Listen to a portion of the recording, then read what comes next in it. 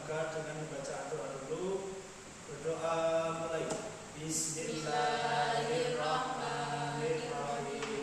Asyhadu an la ilaha illallah wa asyhadu anna Muhammadan Rasulullah. Raditu billahi rabba wa bil Islami dina wa bi Muhammadin nabiyya wa rasula. Rabbi zidni ilma warzuqni fahma. Amin ya rabbal alamin. Baiklah anak-anak, pada siang hari ini kita akan mempelajari beberapa materi, tapi sebelumnya saya akan mengabsen atau yang berangkat pada hari ini ada berapa ya? Ada 3, Ada Pak. 3, lumayan ya, banyak ya. Ya. Terus baiklah, saya panggil dulu Aska. Hadir ya. Hadir. Lulu. Hadir. Aim. Aim. Nama lengkapnya siapa? Aim. Nama panjang gue. Itu nama panjang. Aim Batu Syarifah bin Sulaiman. Kalau boleh lebih jauh ya, saya ingin ngobrol-ngobrol dulu supaya saling mengenal dulu. Perkenalkan, nama saya Muhammad Subhan Muhammad, ya. Biasa dipanggil Subhan. Kemudian alamat saya di Logosobo, tempat tinggal di Logosobo. Tapi karena sekarang itu di pekerjaan di boarding, jadi lebih banyak waktunya daripada di rumah. Kemudian status sudah menikah. Kemudian Istri berapa, Pak? alhamdulillah 1, insya Allah selamanya. Asik.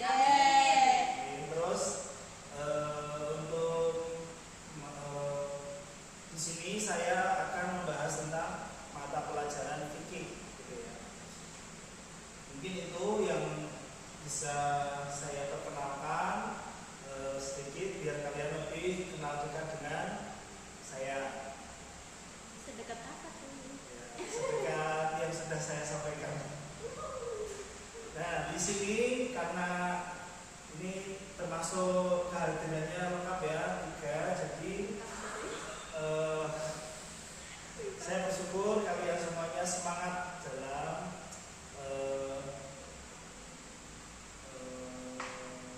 kuliah pada siang hari ini.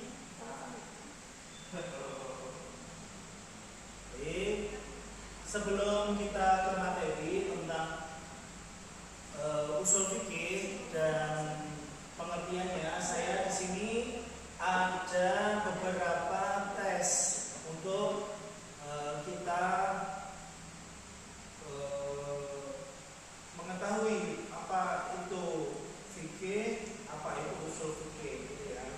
Jadi di sini slide-nya saya tampilkan, ada PowerPoint yang saya tampilkan di sini. Ada beberapa pertanyaan.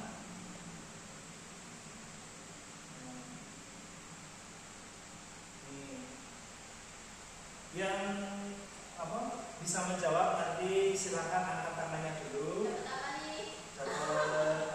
Dapat roti nanti. Mana rotinya? Dapat roti nanti ya. Yang bisa menjawab dapat roti. Baiklah, kita mulai untuk materi siang hari ini, yaitu tentang tes sebelum mempelajari apa itu fikih atau usul fikih. Ini kelas 12 ya, kelas 12 Madrasah Aliyah. Ini pertanyaannya adalah, bisa dibaca? Enggak. Kosong, enggak ada apa-apanya. Nah ini pertanyaannya pertama, yaitu apakah di dalam Al-Quran ataupun hadis terdapat teks atau nas yang menyatakan bahwa sholat itu wajib?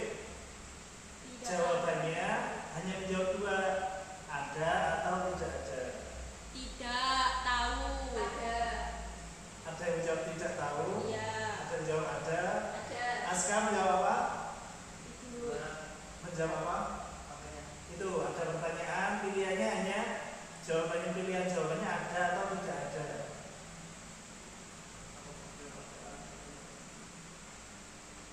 Jawab saja. Ada atau tidak ada? Tidak ada. Oke. Pertanyaan yang kedua.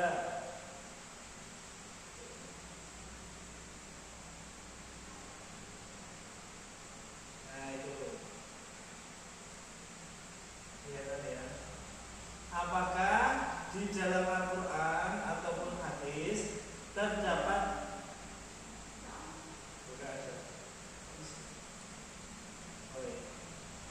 Apakah di dalam Al-Quran ataupun hadis terdapat teks nas yang menyatakan bahwa Al-Fatihah termasuk salah satu rukun sholat? Jawabannya Tidak ada. tidak ada. Tidak tahu. Ya, cuma jawab ada atau tidak ada. Di Nggak ada. dalam hadis ada. Nggak ada jawaban tidak tahu. Tidak. Tahu. Ada dan tidak ada. Apa Asa? Ada. Nggak ada.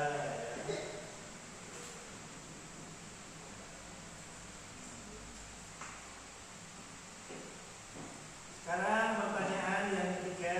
Nih. Apakah di dalam Al-Quran ataupun hadis terdapat teks atau nas yang menyatakan bahwa haji itu wajib? Jawabannya Rukun tidak ada. Kalau di dalam Al-Quran, kalau di dalam hadis ada. ada. Itu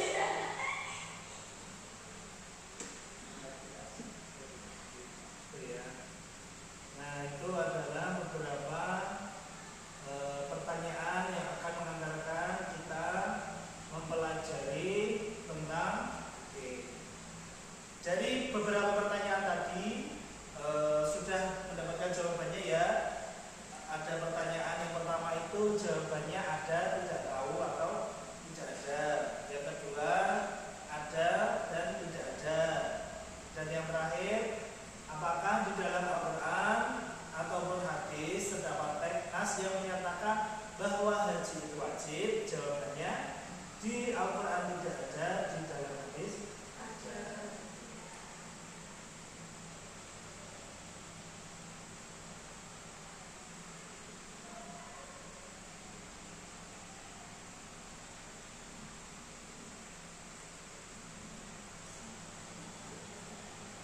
Dari sini kita bisa mengetahui pentingnya apa?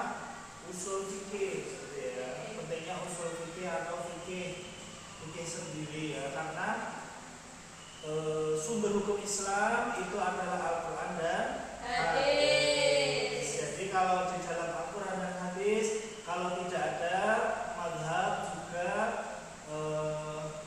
ada yang namanya ijma, ada yang namanya qiyas. Nanti kita akan mendalami tentang definisi dan bidang kajian dan fungsi dari usul fikih gitu ya. Saya lanjutkan yang pertanyaan tadi.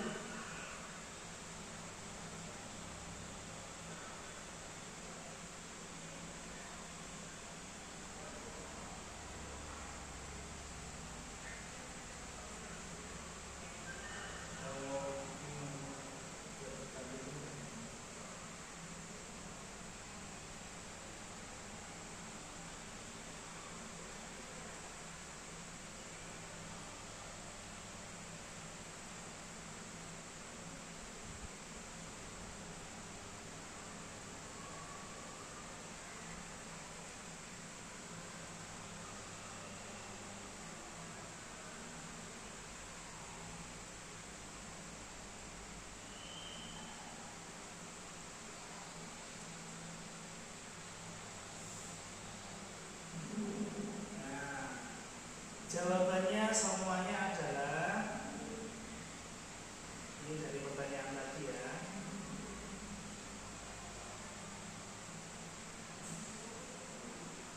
Ini pertanyaannya.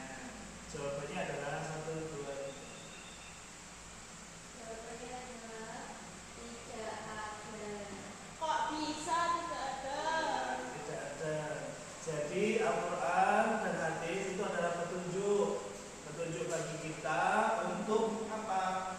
Untuk mempelajari hukum-hukum yang terdapat dalam nas-nas Al-Quran maupun hadis.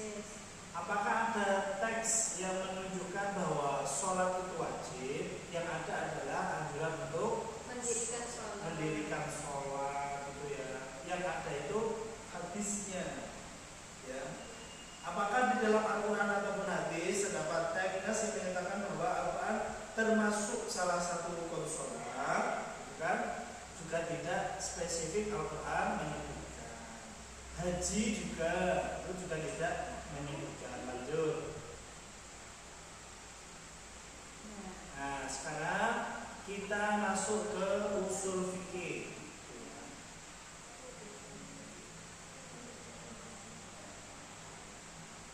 Nah ini, jadi karena ini materinya usul fikih atau fikih, jadi di sini saya di kelas 12 di bab pertama itu mempelajari tentang bagaimana kaidah usul fikih. Nah ini pengertian usul fikih ditinjau dari dua kata yang membentuknya, yaitu usul plus al-fikih, ya. Usul artinya asas atau fondasi, asas, ya. Terus al-fikhu yaitu ilmu tentang hukum syariat yang berhubungan dengan aktivitas manusia yang disimpulkan dari dalil-dalil terperinci.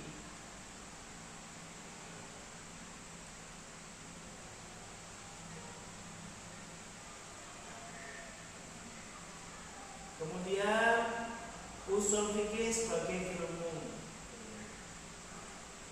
yaitu ilmu tentang dalil-dalil hukum secara global, cara menggunakan dalil-dalil tersebut, dan pihak yang memanfaatkan ilmu ini.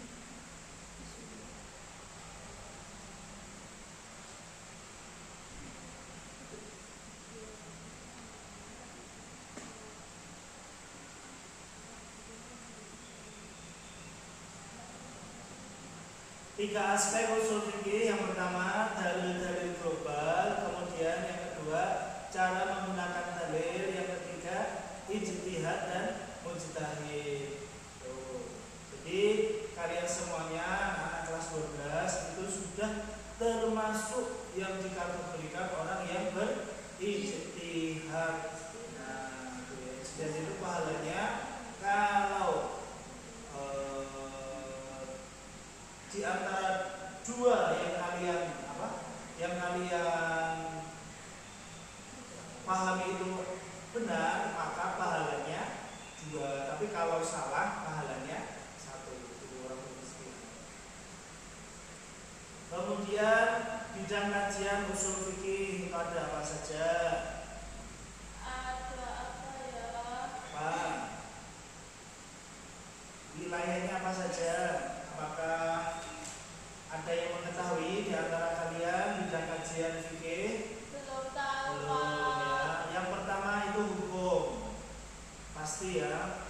Ada pengertian hukum, siapa yang berhak menentukan hukum. Apakah kita sebagai siswa kelas 12 sudah bisa menentukan hukum? Nah, terus objek yang melaksanakan hukum. Apakah kita sebagai kelas 12 juga sudah bisa dijadikan objek sebagai pelaksana hukum? Sudah, ya kan, dari mulai akal balik sampai meninggal. Terus perbuatan manusia yang dikenai hukum, perbuatan manusia yang bisa dikenai hukum itu apa saja? Kalau sekarang itu hukum yang paling populer, maksudnya yang kekinian atau kontemporer gitu ya, banyak sekali di media sosial, ITE gitu ya. Salah posting itu bisa kena hukum karena memang mengikuti zaman juga hukum itu. Kemudian bidang kajian usul fikih ada dalil global. Yang pertama Al-Quran. Apa saja dalil global? Al-Quran. Terus Hadis. terus Ijma'. terus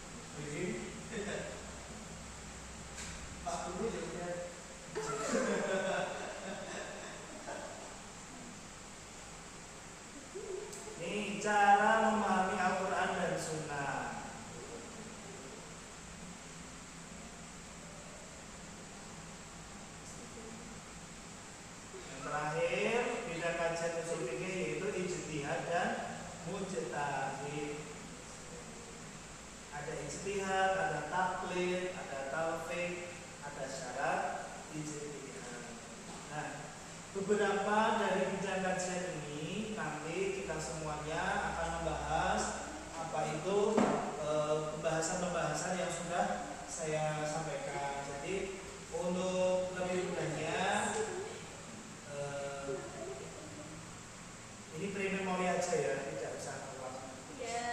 Jadi untuk lebih mudahnya anak-anak silahkan dikeluarkan bukunya dan alat tulisnya supaya kalian nanti bisa mengetahui materi-materi apa saja yang nanti akan kita bahas di pertemuan-pertemuan ke depan.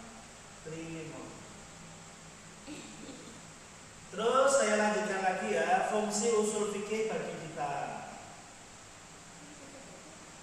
Yang pertama, metode memahami Al-Quran Sunnah, kemudian merubahnya jadi fikih. Bisa kalian perhatikan ya, bagian yang seperti ini. Ini buatnya juga lumayan, cari-cari apa template lumayan.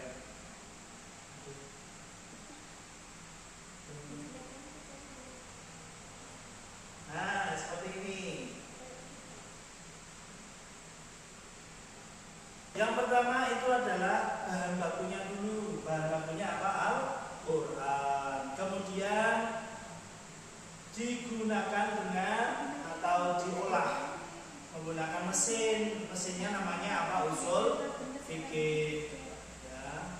Kemudian menjadi sebuah produk yaitu fikih.